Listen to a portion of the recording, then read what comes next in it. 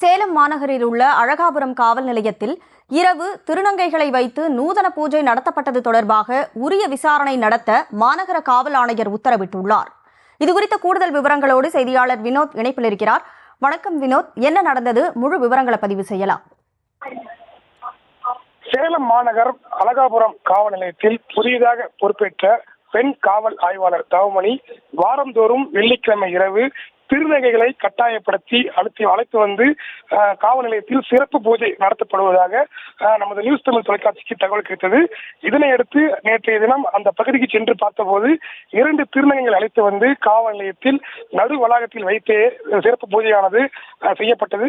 இது தொடர்பான வீடியோ காட்சிகள் வெளியான நிலையில் தற்போது சேலம் மாநகர காவல் ஆணையாளர் ஒரு உத்தரவை பிறப்பித்திருக்கிறார்.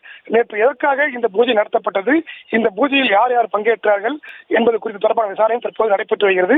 விசாரணையின் முடிவில் கடுமையான நடவடிக்கை எடுக்கப்படும் எனவும் காவல்துறை தரப்பிலிருந்து தெரிவிக்கப்பட்டிருக்கிறது. விவரங்களை வழங்கியதற்கு நன்றி வினோத்.